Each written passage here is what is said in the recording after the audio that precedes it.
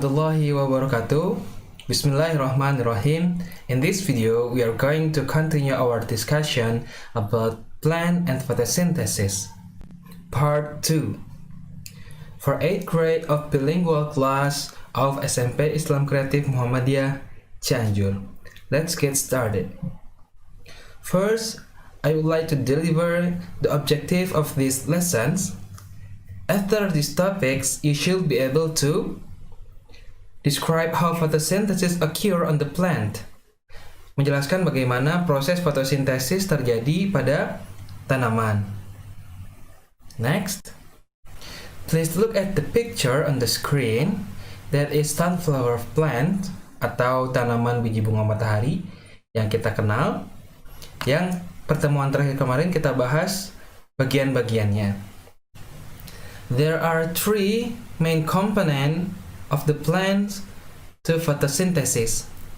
Jadi pekan kemarin kita belajar bahwa ada 4 organ utama dalam tumbuhan, yaitu root, stem, leaf, and flowers. But for photosynthesis process, we only discuss about these 3 main organ of the plant.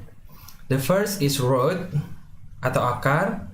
The second one is stem atau batang, and the third is leaf atau daun. We know that the function of root is absorbing the water and mineral from the soil. Then the stem atau batang is transferring the mineral and water that absorbed by the root. Leaf is the organ of the plant that the most important organ to do photosynthesis. These 3 main organ have a same. Ketiga organ ini memiliki kesamaan, yaitu vascular system atau transport system atau sistem transportasi. What is the same? Apa kesamaannya? Yaitu ada dalam xylem and phloem. Root, stem, and leaf has a xylem and phloem. Dia memiliki xylem dan phloem. What is xylem? Xylem is the vascular system to transport the mineral and water that absorbed by the root. Meanwhile, phloem is the vascular system of the plant to transport the sugar to the all of the organ of the plant that made by leaf in photosynthesis. Okay, we are going to discuss how the photosynthesis process occur on the plant. Please check out the video. I will deliver the amazing process of photosynthesis.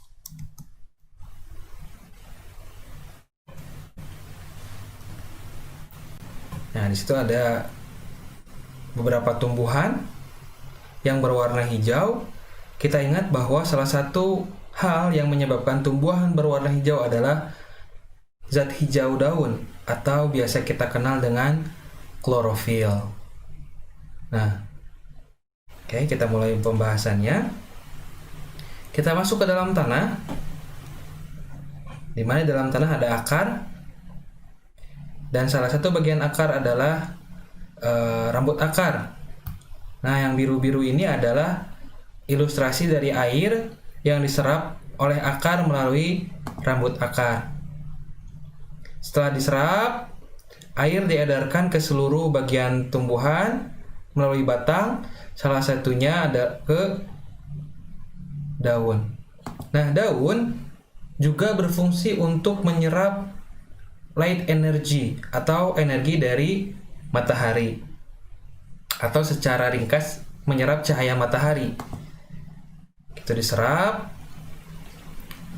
untuk proses fotosintesis.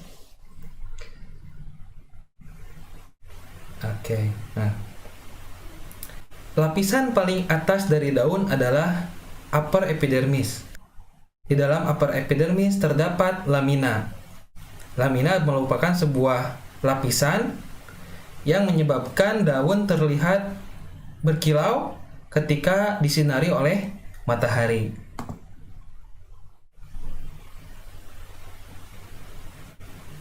Oke, di situ ada petiole. Mungkin petiole itu adalah percabangan dari ranting yang menuju ke daun. Oke.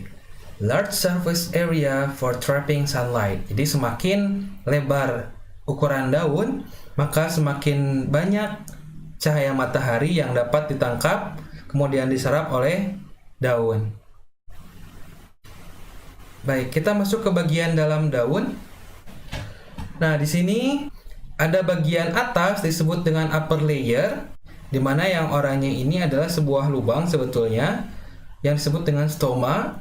Kemudian di bawah juga ada lapisan paling bawah disebut dengan lower layer, lapisan paling bawah juga dilengkapi dengan stoma atau gerbang keluar masuknya oksigen dan karbon dioksida. Kemudian di sini di bawah upper layer ada palisade layer, digambarkan berbentuk kotak-kotak seperti ini. Dalam palisade layer terdapat chloroplast. Sementara di bawah palisade layer terdapat spongy layer, atau bahasa Indonesianya adalah jaringan bunga karang. Di jaringan bunga karang ini terdapat banyak ruang untuk oksigen dan karbon dioksida. Oke, kita lanjutkan videonya. Silakan diperhatikan. Nah, itu upper layer dan lower layernya. Itu palisade layer. Di dalam palisade layer terdapat sebuah tempat yang disebut dengan chloroplast.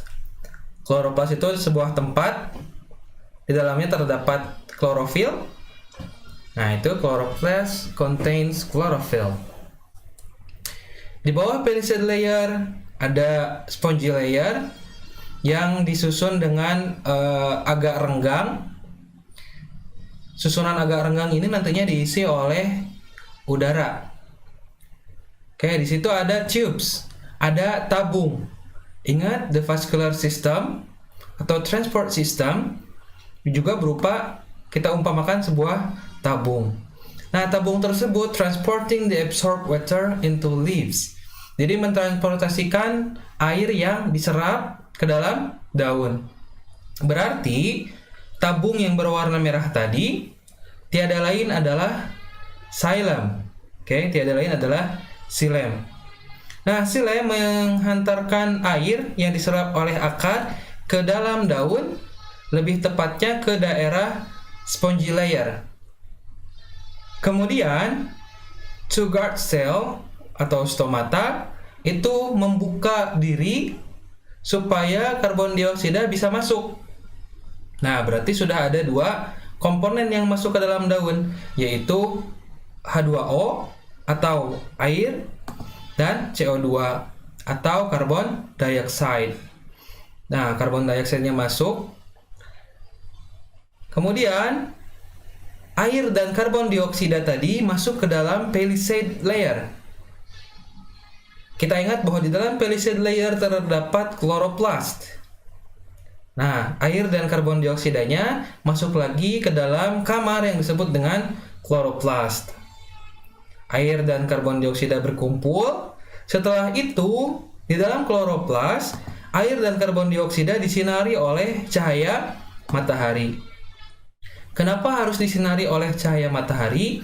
Nanti akan ada reaksi kimia di dalam chloroplast yang menyebabkan karbon dioksida dan air berubah menjadi oksigen dan glukos. Jadi tadi yang masuk adalah karbon dioksida dan air, kemudian disinari oleh sinar matahari, setelah itu berubah menjadi oksigen dan glukos. Nah, oksigen dan glukos yang dihasilkan dari proses fotosintesis itu keluar lagi dari palisade layer. Untuk glukos itu nanti berperan sebagai nutrien atau nutrisi atau makanan bagi tumbuhan itu sendiri. Nah, glukos diedarkan ke seluruh bagian tumbuhan melalui sebuah tabung seperti yang ditampilkan di sini. Kita ingat bahwa tabung yang berfungsi untuk mengalirkan sugar atau nutrien atau food dari hasil fotosintesis ke seluruh bagian tumbuhan adalah phloem. Jadi hasil fotosintesis berupa glukosa itu dialirkan melalui phloem. Sementara oksigen atau O2 itu keluar lagi dari daun melalui stomata. Nah, setelah keluar dari daun, maka oksigen dimanfaatkan oleh seluruh hewan untuk bernafas. Nah, glukos atau foodnya diedarkan dari daun ke seluruh bagian tumbuhan.